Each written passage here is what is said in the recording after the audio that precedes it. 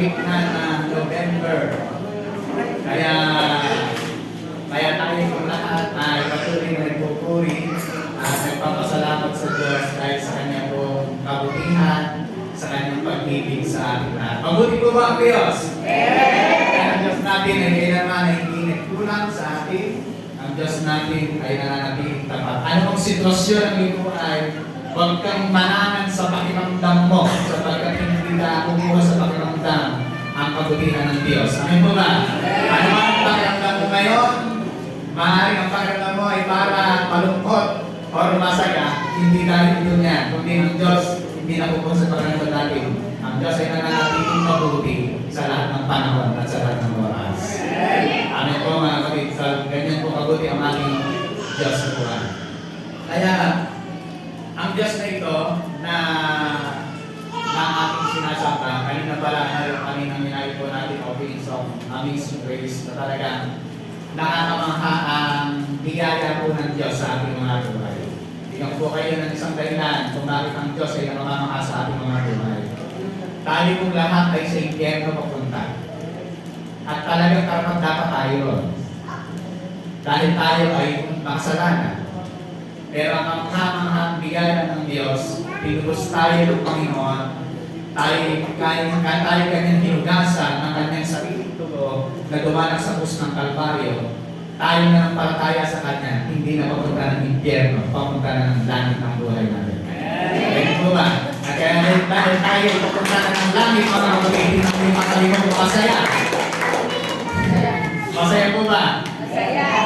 Nagtitiwala ako ng mga tao papunta ng langit, masaya. Masaya. Kasi kung hindi ka masaya, ay iba baka sa iba papunta.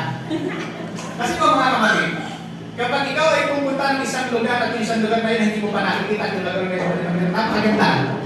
Iyan papunta ka pala, gagawin mo para sa umaga, alas ng oras, nakalis na yun, alas 3, nakalas 12, hindi ka pa makatulog.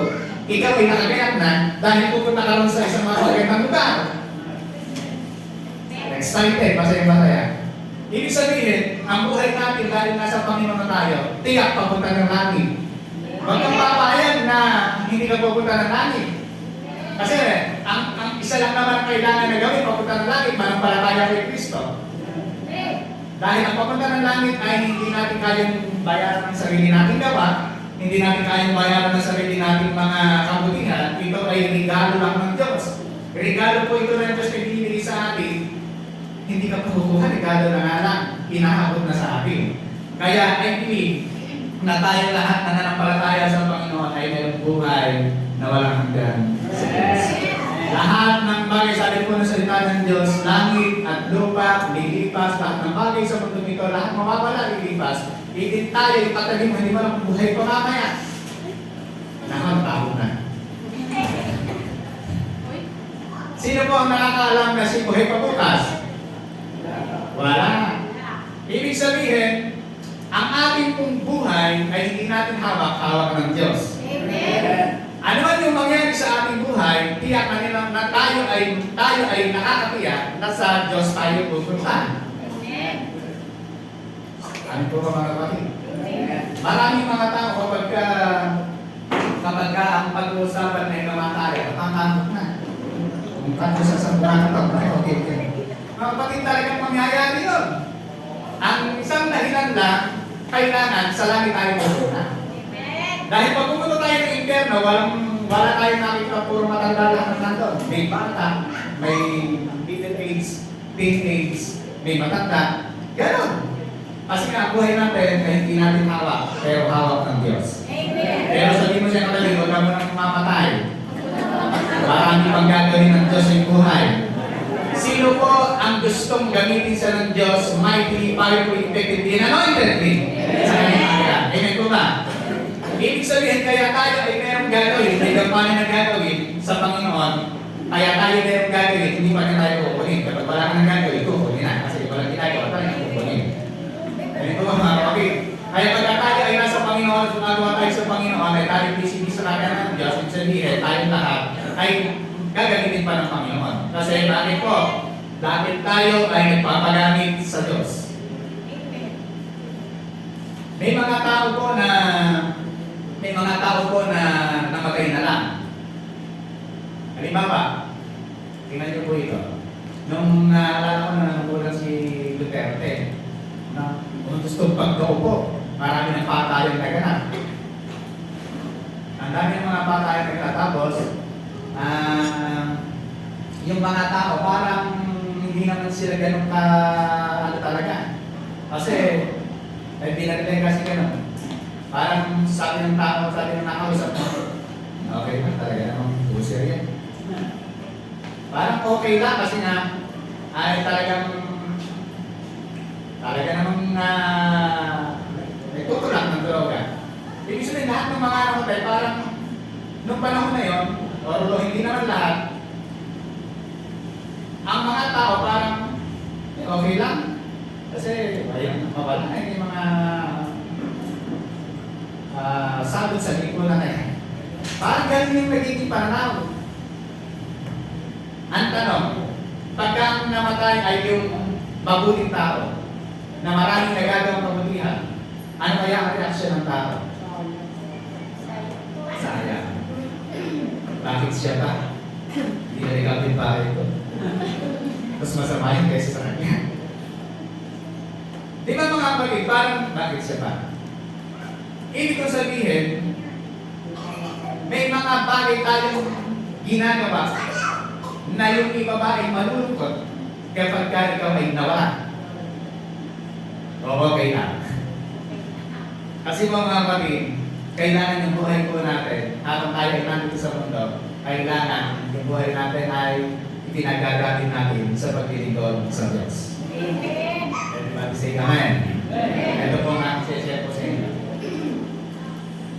Paradox in the Christian life. Ano po yung sabihin ng paradox? Sa Tagalog po yung tinignan sa Tagalog, kabaligtunaan. Nung tinagalog ko, lalo kong hindi naintindihan. Kabaligtunaan. Kabaligtunaan. Ano? Contradiction. Tingin ako sa English. Sa ibang translation, sa ibang ang paradox ay contradiction. Alam niyo po ang Panginoon sa Bible, laging merong contradiction. Ano yung contradiction na nakikita natin? Halimbawa sa paglilingkod sa Panginoon. Sabi po ng salita ng Diyos ay ito, ang pinakadakila sa inyo ay dapat maging lingkod ninyo. Ang nagpapakataas ay ibababa at ang nagpapakababa ay itataas. Tingnan niyo po, sa mundo, kapag ikaw ay leader, ikaw ang pinitingalan, ikaw ang lahat na parang halimbawa, sinabi, pupunta sa inyo si gobernador, si mayor, ay grabe paghahanda ang gagawin mo. Tama po. Pero sa Panginoon, ang pinakadakila sa inyo ay dapat maging lingkod ninyo. Yung dakila sa harapan ng Diyos, naglilingkod, may ginagawa. Ano po mga kapatid? Ang nagpapakataas ay kanyang ginagawa at ang nagpapakababa ay kanyang ginagawa. Yung mismong sarili, tinataniman niyang sarili. Halimbawa, puro na lang yan sa kanyang sarili sentro. Hindi dahil sa akin, wala ito. Hindi dahil sa akin, hindi ganito. Hindi dahil sa akin. Puro na lang sarili ang kanyang pinataas. Ay ibababa na ka ng Panginoon. Pagka ganon. Kaya sabi ng Lord, ang nagpapakataas ay ibababa at ang nagpapakababa ay itataas. Tingnan niyo yung paradox ng Panginoon. Contradict. Kay Lord, para ikaw ay mauna, magpahuli ka. Para ikaw ay mataas, ibaba ka. Para ikaw ay pagpalain, magbigay ka. Sa Panginoon, laging baligtad. Paradox. Laging may contradiction. Dahil ang Panginoon, siya lang ang dapat na dinadakila at itinataas at wala ng iba. Yun yung tinuturo ng Diyos, yun yung gusto ng Diyos na mangyari. Kaya, servanthood, the path to greatness. Kapag tayo ay naglilingkod, kapag tayo ay lingkod ng Panginoon, ito yung daan patungo ron sa tagumpay, patungo ron sa pagtakila at katakilaan o katanyagan. Sapagkat ng Diyos ang magtataas sa atin. Kapag po tayo naglilingkod sa Panginoon, kapag tayo gumagawa sa Panginoon, siguraduhin po natin na yung ginagawa po natin ay talagang sa Diyos natin ginagawa. Kasi pag ginagawa natin ang isang bagay, dahil ginagawa lang natin dahil sa tao, mga kapatid, pagdating ng panahon, sunod. Sabi ng Korinto, merong nagtatayo na gagamit ng ginto, duwad, dayami, kahoy. Alin po ang hindi lang nasusunod doon? Ginto. Pagdating ng panahon, kahit tagalinis ka lang ng CR, tagawalis dyan o tagagawa ng labanan dyan, pero ginawa ko sa Diyos, ginto. Hindi sunod yun. Pagdating sa langit, may crown, may reward. Pero ang gaganda pero yung ginagawa natin sa Panginoon, ay ginagawa natin para i-please lang yung leader natin, i-please lang yung pastor natin, i-please lang ibang tao, mga kapatid, pagdating ng panahon, sunod. Kasi, yung ginagawa natin dahil sa tao. Pero kung gagawa tayo yung paglilingkod na gagawin po natin, may ginagawa natin dahil sa Diyos. Gaano man kahirap, ano man yung nararanasan natin, ano man yung problemang nararanasan natin, nandyan pa rin tayo sa Panginoon. Meron na tayong mga struggle na pinagdadaan na naglilingkod pa rin tayo sa Diyos. Mga kapatid, pagdating ng panahon, ginto ka pala sa Panginoon. Kasi, yung mga pinagdadaanan natin sa buhay, yung pinagdadaanan natin mga struggle sa buhay natin, kaya natin pinagdadaanan, naniniwala ako na kaya natin pinagdadaanan yan ay tinuturo sa atin ng Diyos. Halimbawa, dumaraan ka sa isang pagsubok ng buhay. Kaya mo nakaranasan yan, may tuturo sa iyo ang Diyos kung bakit ka dyan dadaan. Meron kang naranasan struggle, halimbawa meron tayong naranasan COVID. Yung itong buong mundo ay dumanas ng pagsubok na ito, na bawal lumabas. Pero this time, naging matatag ka, sa darating ng panahon, mas matatag ka pa. Kasi pinatatag ka ng naranasan mong struggle, pagsubok, at problema. Pero mga kapatid, kapag ka yung problema, struggle mo, at pagsubok na naranasan ay paulit-ulit at hindi ka nakaka-graduate, ibig sabihin, hindi ka natututo. Kaya kailangan doon sa bagay na nararanasan po natin sa buhay, natututo tayo, umaangat tayo, lumalago tayo, at naguguro tayo. Amen? Kasi yun yung nais ng Panginoon na maranasan po natin. Kaya yung paglilingkod natin sa Diyos, servanthood dapat to greatness. Paglilingkod natin. Kaya po sabi ng Panginoon, di ba? Love, mahalin mo ang iyong kapwa, gaya ng mahalin mo ang iyong kapwa, gaya ng tingnan yan pa ang alam niyo.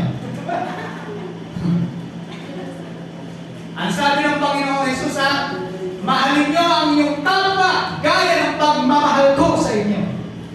Hindi na yung sarili natin ang basihan. Ang basihan ng pag-ibig ay pag-ibig ng Diyos. Kasi pag pag-ibig lang natin, hindi natin mamahalin talagang tao.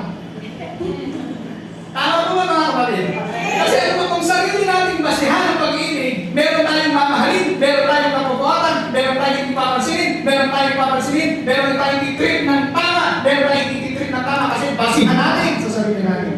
Pero kung basihan ng Diyos, love your neighbor as I love you, ang sabi ng Panginoon, parang tayo ay nais. Sino pa hihigit doon?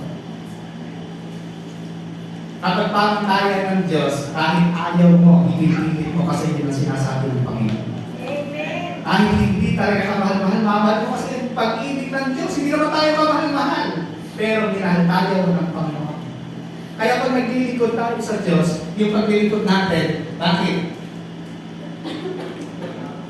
Kasi nga po mga kapatid, ang pamang tayo ng pag-ibig ay ang pag-ibig natin ay pag-ibig ng Diyos. Yung love your neighbor as you love yourself. Old Testament yun.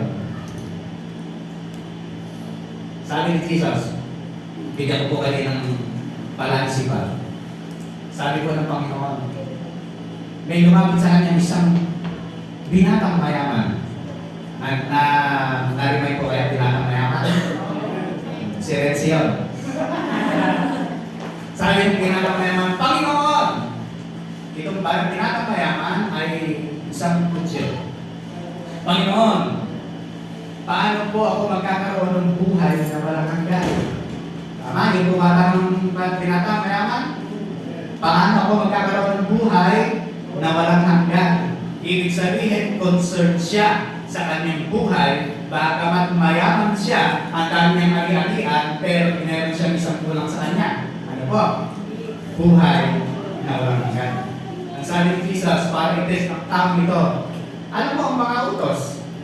Huwag kang papatay, mahal ang Diyos, ang Diyos, ang pupuso, kaluluwa, lakas, isip, mahal ang mga kapagaya ng sarili. Sabi ng binatang mayaman, lahat po ng yan, mula ng pagkabata ko, ginawa ko na. Diba? Mahusay. Very good. Lahat nagawa na niya, mula pagkabata niya, ginagawa niya. Kasi pa mga kapatid, ang alam natin utos ng salita na ang alam natin utos ng Diyos sa kulang. 10 Commandments. Pero ang utos ng Diyos marami. Pag lumawag ka sa isa, laban mo na ang lahat. Kaya ang utos ng Diyos 613. O yung 613 na yun, nasusundin mong utos, pag nilabag mo yung isa, labag ng lahat. Lumabag na po na tayo. Lumabag na tayo, di ba? Labag na natin lahat. Kahit napakarami natin ginawang kabutihan, nalabag na natin yung isa, laglag pa rin tayo, impyerno pa rin punta natin. And then, balikan po natin istorya. Mula pa nung pagkabata ko, ginawa ko na yan. At parang sabihin ng Panginoon, ha? Good. Mabuti ka. Okay. Kung pwede lang pumunta ng laki lang. Kasi nagawa na niya eh. Pero sa pahabihan, ito din mo, ipagbili mo yan yung ari-arian, tapos sumunod ka sa akin. Hindi po sinabi ni Jesus na ipagbili mo yung ari-arian mo, tapos ibigay mo sa mga, ito sabi kasi ni Jesus, pag bibili mo yung ari-arian mo, pagbigay mo sa mga mahihira, tapos sumunod ka sa akin. Tama yun ang sabi niya. Hindi sinabi ni Jesus, ibenta mo yung ari-arian mo, bigay mo sa mahihirap, di po wala kang kita. Narinig po ba tayo mga kapatid? Ang gusto ng lalaki, ano? Buhay na walang hanggan. Pero sabi ng ni Jesus sa kanya, ibigay mo, benta mo, at ibigay mo sa mahihirap, sumunod ka sa akin. Testing po yun. Testing. Hindi ginawa malungkot ang mukha. Lahat ng lumapit kay Jesus, yun lang ang mapanlaw ang mukha, namalis. Lahat ng lumalapit kay Jesus, lumapit yung pulang, nakakita ko, hallelujah, hallelujah. Lumapit yung lumpo, nakalakad ko, hallelujah, hallelujah. Samantalang itong mayamang ito na lumapit kay Jesus, siya lang ang malungkot na malis. Nakita po natin. Bakit? Kasi meron siyang isang bagay na Diyos sa kanyang buhay. Ang pangalan ay Mammon. Diyos, God of wealth. Mammon. Sa Hebrew, Mammon. Sa Greek. Yung sabihin ko, Diyos ng kayamanan. Yun yung kanyang hindi niya mabitawanan. Okay, balikan po natin. Ano tanong sa kanya? Kay Jesus, gusto ko paano ako magkakaroon ng buhay na walang hanggan. Saan tines ang Jericho?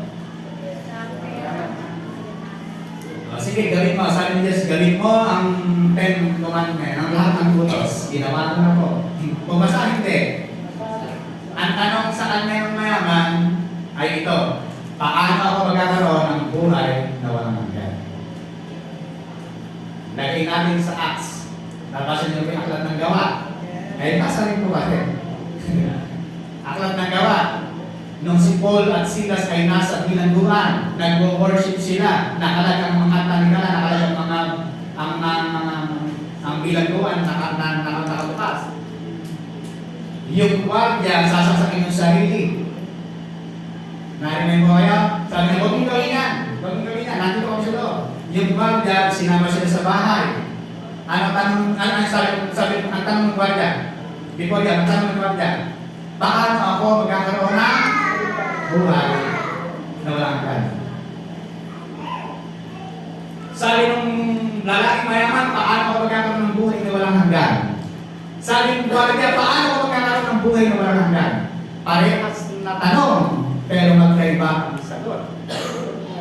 Ang sagot ni Jesus doon sa tao na mayaman, sundin mo ang utos. Ang sagot ni Jesus ni Paul and Silas doon sa jail sa warden, paano daw siya magkakaroon ng buhay na walang hanggan? Sabi niya, tanggapin mo ang Panginoon Jesus, manampalataya ka, maliligtas ka, gawa ng sambayan. Eh bakit magkaiba yung sagot sa akin parehas na tanong? Hello, bakit ba niya pagkulay? Hindi mo ba? Bakit magkaiba ang sagot sa pares na tanong? Depende po kasi sa nagtatanong. Sino ang nagtanong kay Jesus? Isang Hudyo. Sino ang nagtanong kay Paul and Silas? Isang hindi. Very good mga kapatid. Sa hindi yung nagtanong. Ibig sabihin, Jew, dahil itong mga Hudyo ay pinapractice nila ang law, kailangan nilang sundin ang law para maligtas sila. Eh, hindi naman talaga niya kaya sundin kasi may Diyos sa kanyang puso. Ito naman tayo ito, hindi. Ibig sabihin, hindi Hudyo. Sino po ba yung mga hindi Hudyo dito? Tayo. Hindi tayo. Ang sabi na naman, mananampalataya ka kay Kristo, maligtas ka, ikaw at ang Diyos ang bayanan. Ibig sabihin po mga kapatid, ang kaligtasan natin ay sa biyaya ng Diyos sa panagitan ng pananampalataya natin sa Panginoon. Hindi sinabi ng Apostol Paul at Silas doon sa tao yan, sundin mo ang mga utos. Napansin po natin magkaparehas yung tanong, pero magkaiba ang sagot. Kasi sinasagot, depende ron sa tinatanong sa taong sasagutin.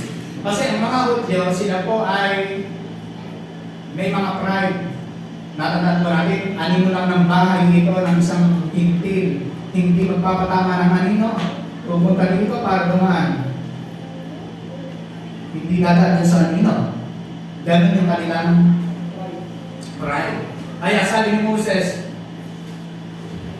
ang Diyos ay bibigay sa atin ang utos, susundin ba natin lahat? Kaya natin sundin yan. Lahat ng utos. Ibigay mo lang. Tingnan nyo ang pride. Ngayon, nasunod po ba? Hindi. Kaya ang biyaya po ng Diyos ay dumaloy sa atin sa pamagitan ng pananampalataya sa Panginoon. Na tayo ay dumiyara kay Kristo, tayo pong lahat ay naligtas sa pamagitan ng biyaya po ng Diyos. Ngayon, dahil tayo ay naligtas, dahil tayo ay niligtas ng Diyos sa pamagitan ng biyaya ng Panginoon, karapat-dapat po nating mapaglingkuran ang Diyos. Hindi tayo naglilingkod para maligtas. Tayo naglilingkod kasi ligtas na. Amen. Maraming mga tao nagkakadala pa sa paglilingkod sa Panginoon para maligtas. Pero mga kapatid, ang totoong ligtas, gumagawa talaga, hindi para maligtas. Hindi gagawa para maligtas. Kaya gumagawa kasi ligtas na. Sapagkat naniniwala tayo, naniniwala ako, na kapag ang taong ligtas na, natural na lang sa kanya na gumawa. Natural na lang sa kanya na maglingkod. Natural na lang sa kanya na magbigay. Natural na lang sa kanya yung mga bagay na mabubuting gawin. Kasi ligtas yan. Dahil ang mabuting ugat ay nagbubunga, mabuting punong kahoy ay nagbubunga ng mabuti. Ayun po mga kapatid.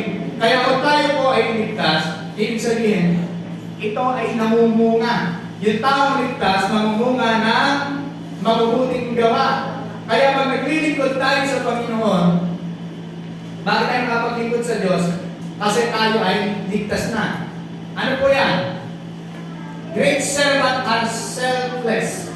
Kapag tayo ay naligtas at naglilingkod sa Panginoon, yung paglilingkod natin sa Kanya, selfless. Hindi self-centered. Na gusto natin tayo lahat ay mapapurihan. Gusto natin tayo yung lagi tayo na-appreciate. Mga kapatid, ang paglilingkod sa Panginoon, kailangan selfless. Bakit po ba? Sino po ang ating uwaran sa paglilingkod? Ang Panginoong Jesucristo. Filipos chapter 2. Huwag kayong gagawa ng anumang bagay dahil lamang sa ninyong mata niya. Hindi tayo pwedeng gagawa ng anumang bagay, gagawa ng mga bagay-bagay para lang matanyan tayo. Meron kang proyekto, nilagay mo pangalan mo, pera mo ba yun? Tama mo ba mga kapatid? Ako natutuwa dun sa ating karating probinsya. Dito sa Nueva Ecija. Ang gobernador rin, umali, borangin po yun. Pag may nagpapagawa ng mga kalsada, ganyan, nakala ko ito ay kabangyaman ng Kapitolyo ng Nueva Ecija. Wala nakalagay ng mukha niya ron. Bakit? Hindi ka naman pera ay kaya eh. Pera ng mga tao yan. naglilingkod sa Panginoon, ito, hindi gumagawa ng anumang bagay para makan niya. Tapos pagka yung mga tao, dumadaan sa Bulacan at sinabi ito ay bakit na rapro-rapro, naging lumakan. Nagagalit ang mga nanunungkulan. Wag sumasabi sa Bulacan. Ang lumakan. Sapagkat ang Bulacan ay maraming mga bayani. Eh, totoo naman kasi lumakan. Lumag at ipaayos, mga kapatid. Hindi magagalit. Ipaayos. Ano po ba, mga kapatid? Hindi tayo nag-aalsa sa government natin. Sinasabi lang po natin kasi ang paglilingkod, hindi dapat yung tao ang matatanyan. Sabi ng Panginoon, huwag kayong gagawa ng bagay dahil lamang sa hangad ninyong matanyan. Hindi ko anong poster ang nandun. Bagkus magpakababa kayo at huwag ipahayag na kaling mabuti kaysa iba. Kasi pag nilagyan na natin ang pangalan, nilagyan na natin ang picture yan, ibig sabihin yan, sinasabi natin na mas mahusay ako kaysa sa daling namuno sa inyo. Nakatawa po ba natin ang kapatid? Kaya ang paglilingkod ito, yung dapat natularan natin, ganyan din tayo sa paglilingkod sa Panginoon. Walang ibang mahusay, walang ibang magaling, kundi ang Panginoong Jesus. Kasi siya po yung ating muwaran sa paglilingkod. Ayan na. Magpakababa kayo at huwag ipaalagay na kayo mabuti kaysa iba. Nagpasan niya, ipagmalasakit ninyo ang kapakanan ng iba, hindi lamang ang sa inyong sarili. Tapos, kaya pinalapit sila. Ito yung isang istorya. Ang mga alagad, tingnan ko kayo ng istorya nito. Sabi ng Panginoon sa mga alagad, pinalapit ng Panginoon, sinabi sa kanila, alam niyo ang mga pinuno ng mga hindi ay naghahari sa kanila. At ang mga dinadakila, siyang sinusunod. Ngunit hindi ganyan ang dapat umiron sa inyo. Sa halip, ang sino man sa inyo na nais maging dakila ay dapat maging lingkod ninyo. At ang sino man nais maging pinuno ay dapat maging alipin ng lahat. Bakit po sinabi ng Panginoon yan? Balikan po natin yung istorya. Habang sila ay naglalakad, lahat. Ang mga alagad ay nagtatalo. Sino ba ang uupo sa kanan? Sino ba ang uupo sa kalita? Bakit na panahal ng Panginoon? Ang ating guro. Sabi pa ng isang nanay, lumapit sa Panginoon, Panginoon, pag nag-aari na po kayo, yung anak kong dalawang ito, ino-endorse ko sa inyo, ay sa kanan isa sa kanila. Naintindihan ba natin? Yun ay nanay ni John and James. Tapos, tulad ng anak ng tao na naparito, hindi upang maglingkod, kundi upang maglingkod at iaray ang kanyang buhay upang matubos ang marami. Gaya ng Panginoon Jesucristo. Di ba, sinupunto yung ating kuwaran, ang Panginoon, gaya niya ng Panginoon Jesucristo, naparito, hindi upang paglingkuran, kundi upang maglingkod at ialay ang kanyang buhay upang matubos ang marami. Si Jesus Christ ang isang buwara natin. Si Kristo na nasa trono, kanan ng Diyos, ang ganda-ganda ng buhay sa kalangitan. Bumaba sa pinakamababa, sabsaban ni pinanganak para mabot ang pinakamababang tao sa palang ng lupa. Ganon yung kanyang ginawang paglilingkod. Ano yung kanyang paglilingkod? Selfless. Hindi niya kinonsidera na hari ako, nandito ako sa mga dapat ako dinakakila dito. Hindi po. Yung kanyang bilang tao, ano ginawa niya? Naglingkod siya. Narito siya, hindi para paglingkuran, kundi upang maglingkod. Great servant are selfless. Next, sabi po niya, great servant have an example to follow.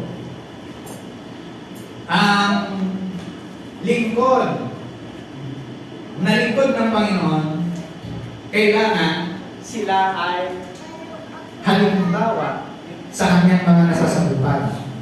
Hindi Panginoon ang nasasabupan.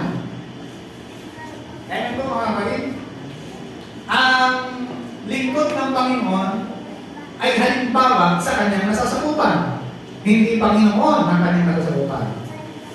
Halimbawa, ako ay pastor. Mag-evangelism kayo lahat. Evangelism. Walang talag-talag. Samantalang ako naman, natin sa office at naka-aircon, natutulog. Hindi halimbawa. Hello, mga kapatid, nanya mo ba? Pag naglilinis ng church, ako ang nandiyan nagdadamo. Hindi ako bakit ako ba may-ari ng church? Hindi ako may-ari nito. Lahat tayo dito ay katulong ng Diyos. Pangangagawa ng Panginoon. Nagwawalis, nagtitrim ng halaman, hindi ko sinasabi yun para iparinig sa inyo. Ang sinasabi ko, halimbawa. Ano po ba kayo mga kapatid? Pag walang tubig ang sir, nag-iitib ako. Kasi dapat example tumalo. Ano susunod sa akin yung mga dinidisciple ko na yan? Kung sasabihin, dapat tutulan ako sa pastor, nakakulong doon sa office, naka-aircon. Nag-disciple tayo ng tao. Kasi kung ano ang kalalabas ng disipulo mo, ganun ka kasi nag-disciple. Alam ba, tamad to? Kasi ganun kami. Pero kung tinunggalaw, hindi sipag, masipag din to. Masipag pa kayo? Mga dali na. Diferensya, sabi ng mga nagulang. Sa church, ang sipag-sipag, no? Sa bahay. Tamad-tamad. Kaya pastor, sumusunod ka. Sa amin, hindi. Ay, yun ang problema. Naalala yung mga SK. Kabataan. Gusto maglingkod sa barangay, sa bahay, tamad. Tawa? Barangay palilinisin, bahay lang, di mawalis. Higaan lang, hindi maligpit. Barangay paliligpit daw. Alam mga kapatid, ibig sabihin lang, kailangan kong leader, good example. Pagka humahayo tayo, humahayo rin ako. Kailangan tayo halimbawa ng paghayo. Nakakaramdam din ako ng kaba, pero hindi ko dapat iparamdam sa kanila, kinakabahan din ako. Pag humahayo, kala nyo kailangan kinakabahan. Pagkakato ko ng bahay, kinakabahan din ako. Pagkakato ko ng bahay, diretso kayo. Pagka naranasan ko, nakasaktan din ako. Kaya po kami tinutulong, magandang namin, ay, gano'n na kagad, ha? Sarapin to.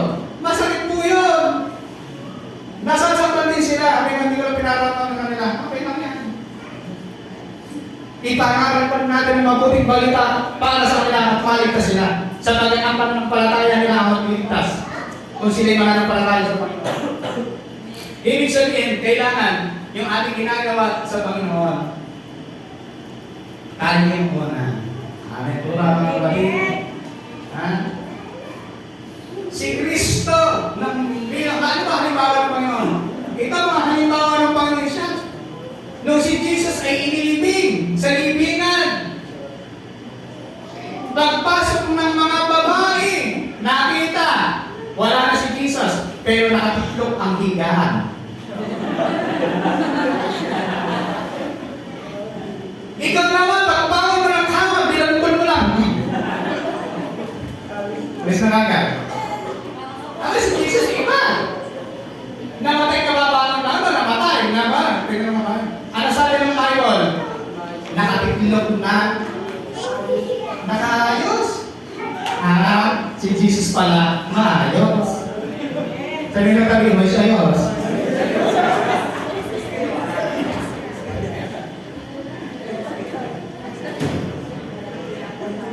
Great servant have an example to follow. Ito po yung istorya.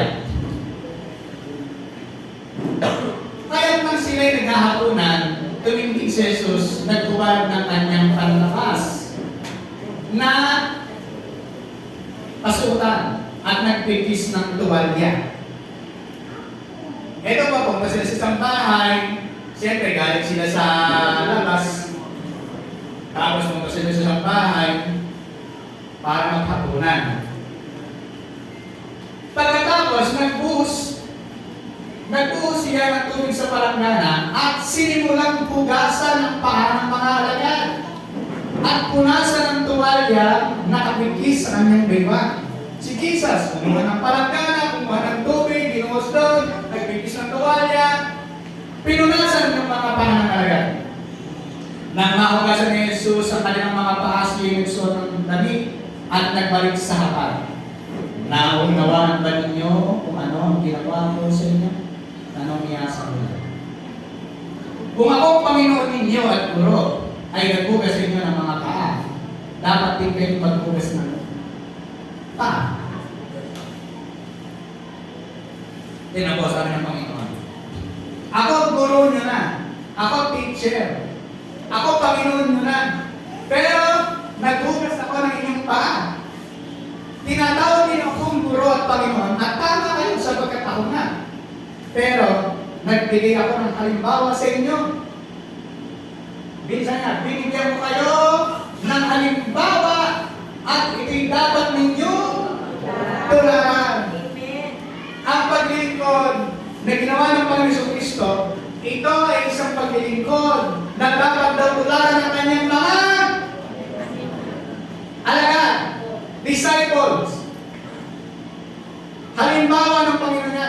Biruin mo, galing sa labas, marurumi yung mga paa. Ano ba pinakamaruming bahagi sa tao? Kapag di ba paa marumi yan?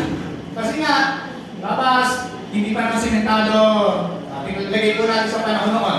Hindi pa simentado. Maraming mga hayop, yung mga tayo-tayo ng mga manok, baka. Dapat sana kasi, pagpunta rin na ng isang lugar, may nakahanda ng ang kultura po ng mga Hudyo, kailangan pagpunta mo ng isang bahay, magpapalik ka ron, meron ng palanggana rito, meron ng hugasan, hugas. Walang gumawa sa kanila. Isa man. Bakit walang gumawa sa kanila sa'yo, isa man sa kanila, hugas mo pa? Kasi daan mo lang, nagtatalo-talo lang. Sino ba ata nila sa akin? Ako tama. Kasi ako ang mahusay. Nagtatalo-talo sila, nagkaya mo na. Dapat ako pinagdakila.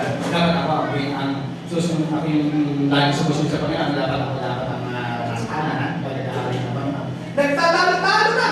Kaya pinakitaan ng Panginoon ang halimbawa kung ano yung dapat makagaling ng isang lingkod. Kapag ikaw ay hindi ka lang pasayang buhay, kailangan gumagawa. Kaya sabi ng Panginoon, binigyan ko kayo ng halimbawa at ito dapat ninyong tularan. Eh, ang dudumi ng mga paa. Napaniwala tayo ni Leonardo da Vinci na Last Supper ay ganito.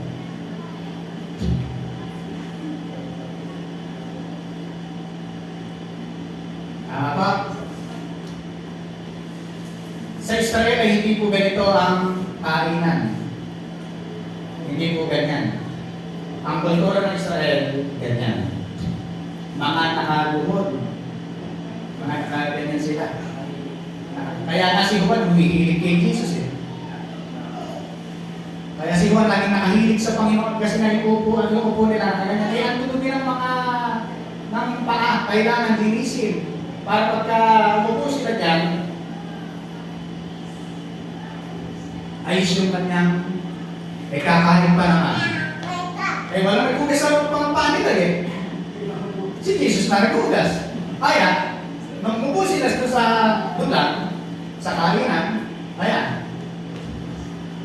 Pinaliwanag na ng Panginoon, ito dapat maging sample. Ginawa ko sa inyo yun para tularan ninyo yung ginawa ko. Pinapaliwanagan niya yung mga disciple niya. Yan ang tamang litrato ng Last Supper.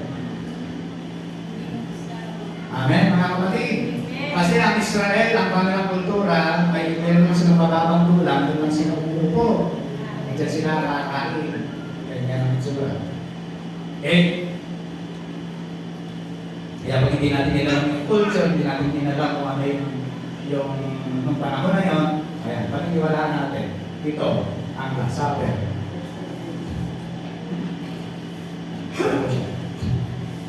Ano po ang nangyari? Sabi ng Panginoon, sabi ng Lord yan, binigyan ko kayo ng halimbawa at hindi dapat ninyo tularan. Sabi niya, sa Paul, tularan niyo ako gaya ng pagtulad ko kay Kristo. Good example. ang isang leader. Amen po ba mga kapatid? Sino dito ang mga lingkod ng Diyos? Tayo ay isang mabuting halimbawa ng paglilingkod sa Panginoon. Ano pa po? Great servant have an eternal cost. Ang paglilingkod sa Panginoon may cost.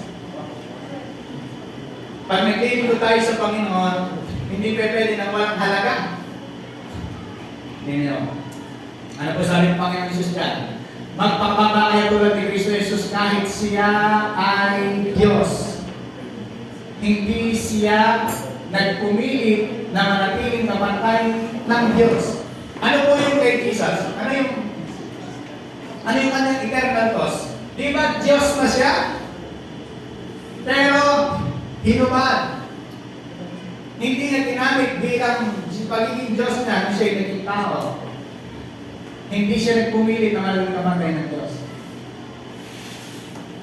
Kahit siya ay Diyos na, kahit tayo ay meron ng mataas na ang ating estado ng buhay, kahit ikaw ay mayaman na, kahit ikaw ay maunlad na, kahit ikaw ay angat na sa buhay, yung paglilingkod mo ay hindi nagbabago. Yung puso mo sa harapan ng Diyos, hindi nagbabago. Kahit ikaw ay general na, mas mataas pa rin ako sa'yo. Pero sasanduhan kita. Tingnan niyo yung paglilingkod sa Panginoon. Hindi natin pinakonsider yun. Tingnan natin kasi rin si pag-general na ito kung naglilinis pa din. Kasi nasipag na maglinis. Naglalapot sa kapatid na ito eh. Opo mga kapatid. Ewan ko kung nasa posisyon na. O maglalampasok pa rin din yan.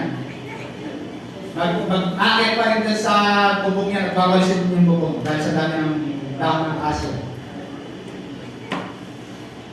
Tanaw pa mga professional na yung mga kabataan natin. Nandun pa rin kaya ang humble heart. Naalala yung kwento. Pakisarap po dito. Naalala yung kwento. Meron pong dalawang pastor. Tago na lang natin sa pangalang Pastor Renzi Dama. Tsaka Pastor Jerry Villacorta. Dalawang pastor po rito. Ay parehas na nagtuturo sa isang church. Parehas nila mayroong church. Kaya lang ang ministry nitong si Renz, si Pastor Renz, ang ministry niya, ang mga hawak niya ay mga professional. Meron siyang abogado, teacher, accountant, yan, yung mga posisyon ng kanyang mga tinuturuan. Samantalang si Pastor Jake naman, ang mga tinuturo ng mga audience, ng mga bata pa, kabataan, bata. Sabi ni Pastor Renz, marinig na naman mga bata kritis ka yan, walang pera dyan. Walang tithes and offering dyan. Katiga ka dyan. Talagang nililigi sa amin ng Panginoon. Tingnan mo mga professional, teacher, accountant, abogado, yung mga aking mga dito na kukunin mo. Malaki ang ating tithes and offering. Mapapakayos ninyo ang mga gusto nyo paayos. Isang araw, itong si Pastor Renz ay nagkaroon ng problema kasi yung kanyang financial report nawala ng 1,000 piso. Sabi ng teacher, nakawala tayo ng 1,000, kakakinuha ni Pastor. Sabi ng ama, teka, tutusin ko muna kung ano nangyari. Naku, wala na. Ako sa pastor ko, kinuha talaga. Sinabi sa isang miyembrong abogado, ano nangyari? Nawawala tayo, wala yung pera natin, ganito. Nakasuhan natin si pastor ng pantarong.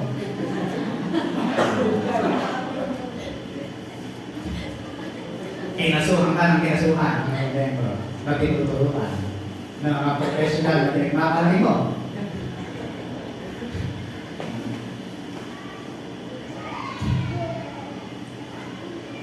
Samantalang si Jen naman, puro mga bata, nang lumaki na, naging professional na, nagkaroon na siya ng mga teacher, abogado, accountant, piloto, flight attendant.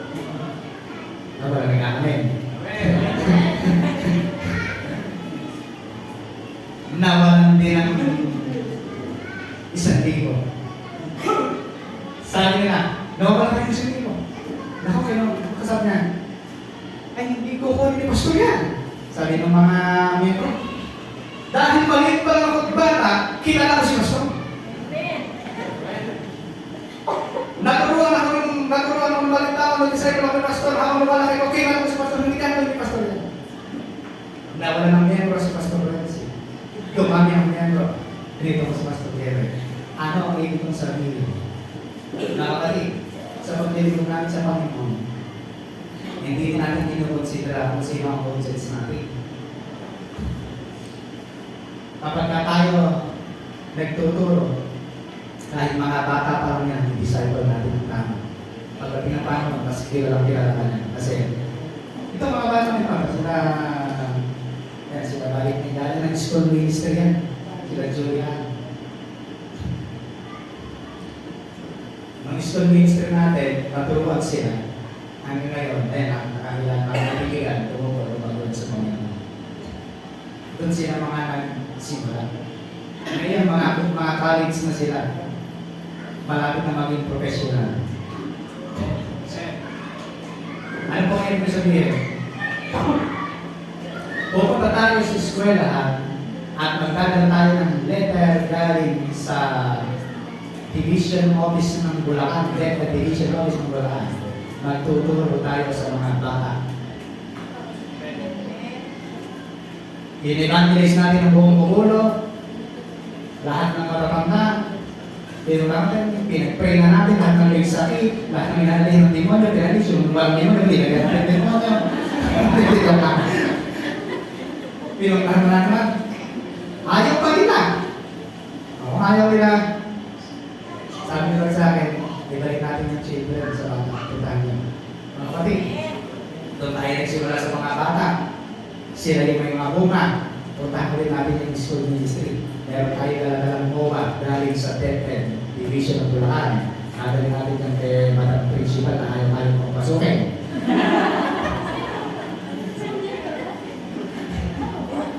Akala mo ba, kasi tayo kay Principal kasi kapatid niya din Gina, hindi ba rin, no? Nakita na tayong MOA galing sa Superintendent ng Bulacan. Nadali ko natin yan. Sino ang gusto maglingkod sa Panginoon sa pagtuturo? Yun ang tanong mo. Ano mga kapatid? Meron tayong MOA, pupuntahan natin yung mga kabataan, mga bata, tuturuan natin, di-disciple natin sila. Kung ayaw ng mga bata natin, in-evangelize natin, doon tayo pumunta sa mga bata, tiyak may bunga yung mga bata na yan. Bakit po mga kapatid? Kasi kapag tayo ay tuturo sa mga bata na yan, pinupuntahan natin sila ng mga salita ng Diyos. Pinupuntahan natin sila. Kailangan meron tayong internal thoughts. Ibig sabihin nun, meron tayong gagawin, ibababa natin yung sarili natin, kagaya ng Panginoon, kahit si Diyos, ibaba natin sarili, abutin natin yung mga bata, abutin natin yung mga standard ng mga bata. Kaya kasi po mga kapatid, minsan, gusto natin, yung standard natin, abutin ng mga bata. Eh, hindi mo kaya yung mga bata nga eh. Eh tayo naman doon sa pagkabata. Pantayan natin sila para maabot natin sila, maturuan natin sila ng mabuting balita ng Panginoon. Ano po ba mga kapatid? Kaya yung mga bata na ito, natuturuan natin. Sila yung puntahan natin. Sila yung ating evangelize. Sila yung disciple natin. Wala na tayong kahirap-hirap. Nasa lugar sila ng school. Wala. Bibigyan tayo ng oras ng principal doon. Okay? Ang kailangan lang may mga volunteer teacher. Lahat ng mga gustong magpagamit, maglingkod sa Panginoon, magpagamit sa yung mga may gift of teaching. Hindi naman lahat mayroong gift of teaching, mga kapatid. Yung mga may gift of teaching. Yan, sama po kayo sa amin. Magturo tayo sa mga bata. Sabi ng Panginoon na yan, lumapit sa akin mga bata. Alam niyo mga kapatid sa Bible, puro mga bata ang passage ng Lord. Ayan, lumapit sa akin yung mga bata. Huwag yung bagay yung mga bata, lumapit sa akin. Huwag mong pigilan yung bata, sila magpupi sa akin. Hindi yung mga bata lagi ine-emphasize ni Lord. Nang magpakain ng Panginoon ng 5,000, ano ang ginamit? Mabata na naman. Kasi yung bata, yun yung nagbibigay. Binigay niya yung kanyang dala-dalang pagkain. Alam niyo sa 5,000 tao, higit pa. Hindi pa sa 5,000. Tiyak naman, mayroong mga pagkain dahil yung iba ron. Pero yung bata ang nagbigay. Sino pinagpala? Bata. Kasi nga po mga kapatid, ganun kalapit sa Diyos ang mga bata. Kailangan lang natin mga kapatid, magkaroon tayo ng eternal cause. Ano po yung sabihin? Ipapaba natin yung sarili natin para ng Panginoon kahit siya Diyos, hindi pumilit na Diyos. Inabot yung mga bata para sila ay maturuan. Sabi pa niya, sa halip ay pusa niya, hindi ba na tayo ng Panginoon at namuhay na isang alipin. Ipinagsiyang tulad ng isang karamiwang tao, siya'y nagpakabata at naging masunurin hanggang kamatayan o hanggang kamatayan sa krus. Ganyan man yung ginawang pag-ibig. Ipinagsiyang kaya naman siya itinumpok ng Diyos at binigyan ng pangalang higit sa lahat ng pangalan. Ganyan po ang ginawa sa Panginoon. Dahil siya ay nagpakababa sa pagsunod sa Diyos. Ang sabi ng Panginoon, ang nagpapakababa ay itinataas. Nang si Jesus ay sumunod sa kakasalaki, ano ginawa sa kanya ng Diyos? Binigyan ng pangalang higit sa lahat ng pangalan. Yan ang ginawa ng tao, ng Panginoon ng Diyos sa Panginoon sa Kristo. Si Jesus Christ ng panahon na yan, nasa katawang tao po siya. Kaya pag sinasabi sa kanya sa Bible, binabanggit, anak ng tao.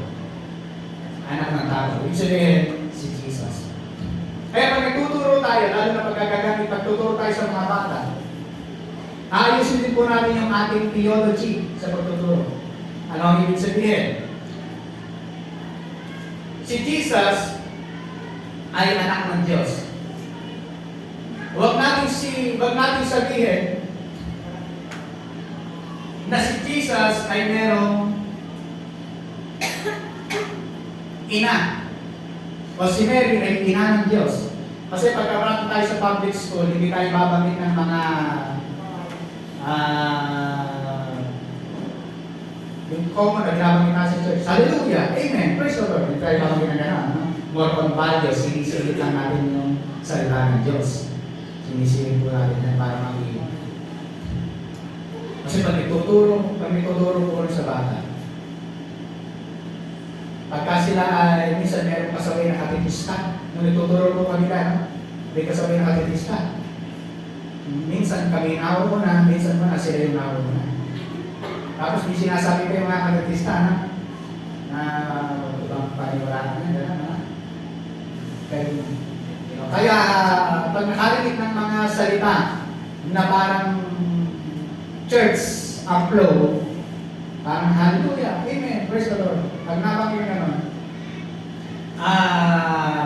nagreklamo, hindi na tayo papapasukin doon. Ang dagdag po natin pag tumulayo ay values. Kaya ganun po yung ginagawa natin, values. Yung tuturo natin, values. Sinisiniran lang po natin ang Word of God.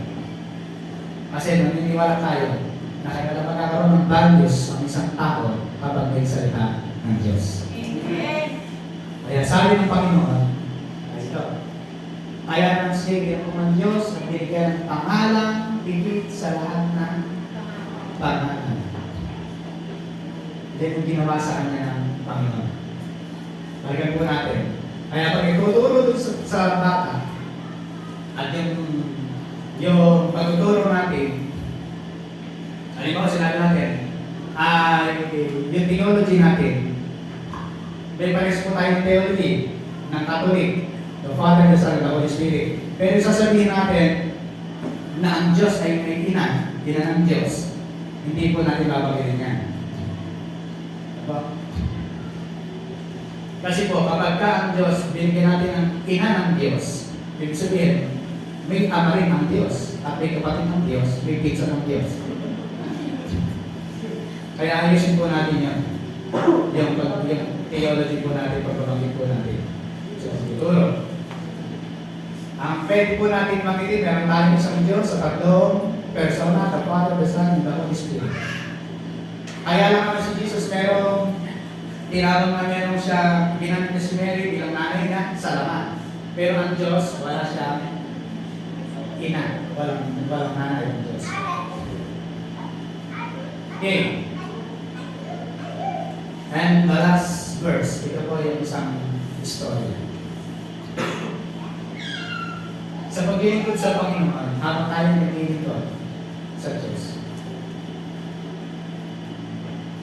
darating yung panahon na kapag tayo ay tapos na sa paglilingkod natin, hindi na tayo na-rapture, ay nabutan tayo ng kamatayan, ang Panginoon ay mayroong sinasabi doon sa mga taong naglilingkod sa Kanya ng totoo. Pakibasa po ang sabay-sabay. Go. Master,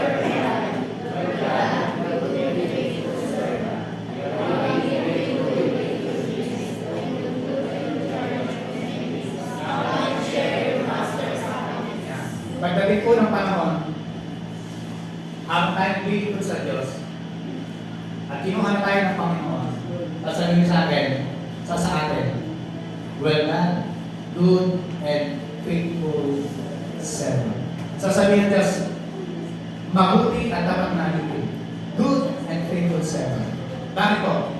Sa paglilingkod natin sa Panginoon, meron dalawang pamantayan. May dalawang salita na ginamit ng Diyos. Good and faithful. Kailangan hindi lang basta good. Kailangan faithful din. Ano ibig sabihin ng faithful? Kahit nahihirapan ka, kahit marami kang dinaranas sa buhay, naglilingkod ka pa rin sa Diyos sa tao doon, faithful. Ano man yung palagay mo sa buhay, ano man yung nararanasan mo sa buhay, naglilingkod ka pa rin sa Diyos sa tao doon, good. Kaya sabi ng Panginoon, good and faithful servant, you have been faithful in a few things, naging tapat ka sa konti, I will put your charge of many things. Bigyan ka ng mas maraming bagay. Maghihati ka sa ating kagalakan. Dahil yung panahon, haharap tayo sa Diyos. Ang tanong, kumbinsido ka ba sa iyong sarili na sasabihin sa iyo ng Panginoon, well done, good and faithful servant. Tayo na lahat ito ngayon.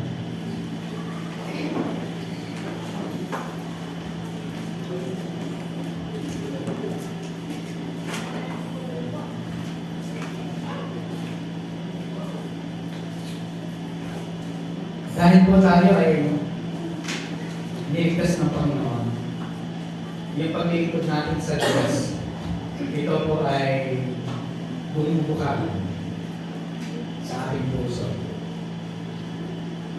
Dahil nung tayo po ay niligtas ng Diyos, pagkaraniwan lang po or bunga na lang yung gagawin natin paglilingkod. Bunga na lang po yung gagawin natin pagsamba, pagbibigay sa gawain ng Panginoon, fruit na lang po yun.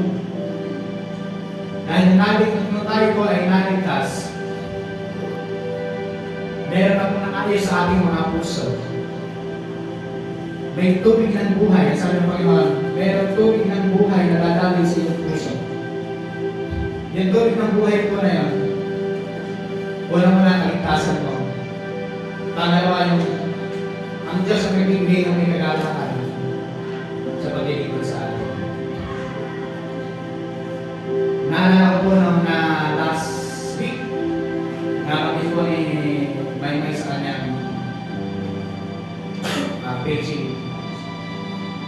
Kapag tayo naglilingkod sa Diyos ng walang kagalakan, hindi natutuwa ang Diyos.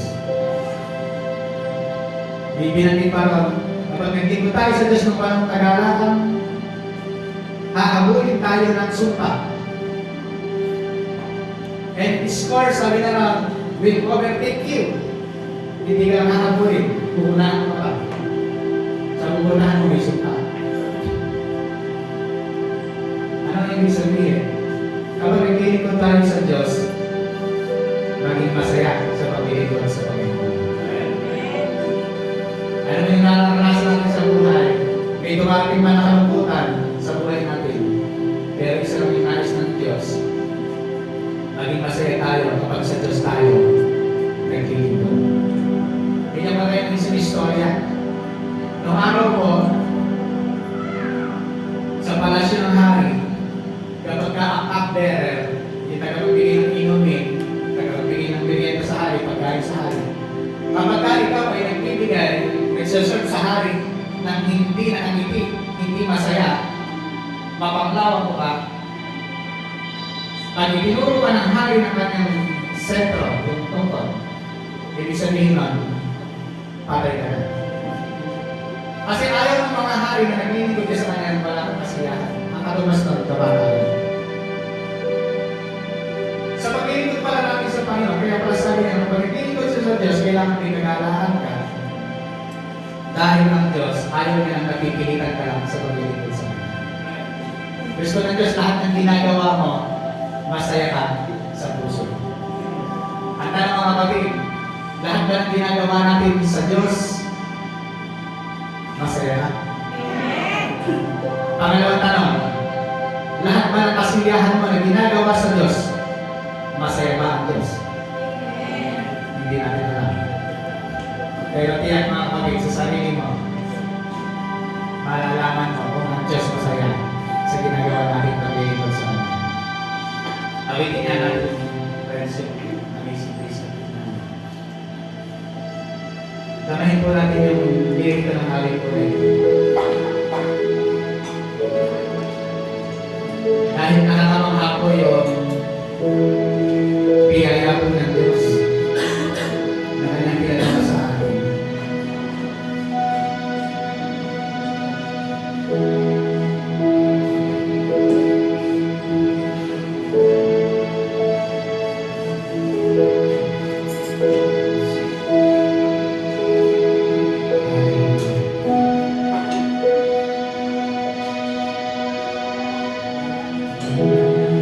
Amazing grace.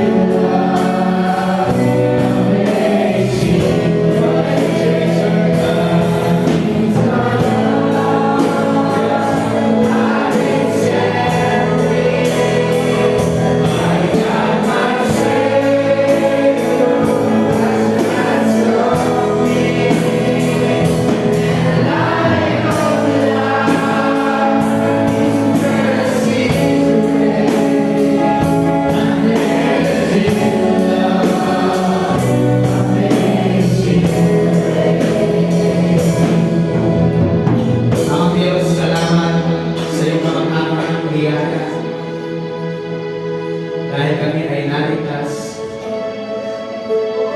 Every chains are gone. We have been set free. Thank you, Father God, sapagkat ikaw ay Diyos na mabuti nagligtas sa amin. Kaya karapat dapat ang paglingkuran, karapat dapat ka namin sambahin at papurihan. Tulungan mo ang bawat isa na magamit mo upang ibahagi ang mabuting balita sa bawat tao, sa aming mga kaibigan, kapitbahay, upang sila man ay magkaroon ng kaligtasan. Maranasan nila ang kaligtasan na iyong ginawa at tinapos sa krus ng Kalbaryo. Salamat po aming Ama. Ang bawat isa ay tulungan mo na maglingkod ng may katapatan, good and faithful servant, habang kami po ay nasa mundo nito. Bigyan kami ng lakas, ng karunungan, at katalinuhan namin Ama, upang magawa po namin ang mga bagay na ginagawa niyo sa amin. Ang go and making disciples. Upang sa gayon, sa mga huling panahon na ito, marami pang mga tao ang makakilala, marami pang mga tao ang magkaroon ng kaligtasan. At ang mga tao ang Diyos na magiging ligtas ay magiging disciple upang magamit niyo rin naman sa iba, sa ibang lugar, kung saan madali ng bawat isa. Sapagkat ito po yung mission na dapat po namin gawin. Ang ihayag ang mabuting balita ng kaligtasan na tinapos na gawa ng Panginoon Kristo sa krus ng Kalbaryo. Salamat po aming Ama sa iyong mabuting yan. Hayaan niyo po na ilagay niyo sa aming mga puso ang mga katurang ito na kami ay maglingkod, selfless na paglilingkod, tapos ikaw yung sentro ng aming paglilingkod. Salamat po aming Ama. Ito'y magagawa po namin sa tulong at biyaya po ninyo sa aming mga buhay. Makasa po kami sa iyong biyaya, sa iyong lakas, sa karunungan, sa talinuhan na nanggagaling po sa iyo, hindi sa aming mga sarili. Salamat po ang Diyos. And we pray, Father God, in ang school ministry na nais po ninyo na aming papasukin sa oras na ito. Dalangin po namin ang mga batang ito na kung saan malapit ang iyong mga puso. Ngayon pa lamang ay buksan